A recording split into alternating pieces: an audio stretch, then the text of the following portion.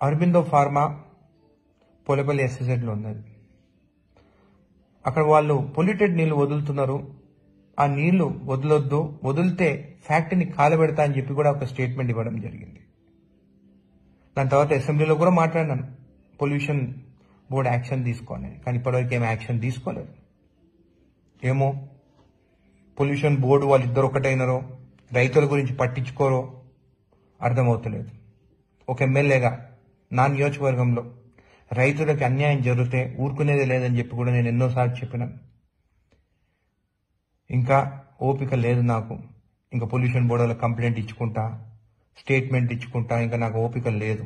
ఒక్కరోజు టైం ఇస్తున్నా పొల్యూషన్ బోర్డులకి.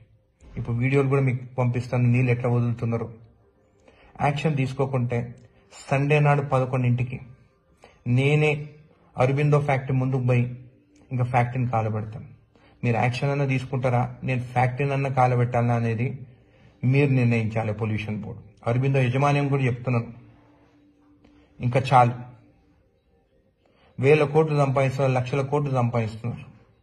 రైతుల పొలాలు వాళ్ళే, మీ వల్ల అసలు పంట నష్టం జరుగుతుంది.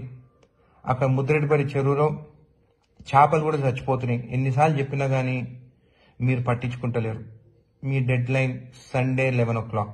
నేను వస్తున్నాను మీ ఫ్యాక్టరీ ముందుకి.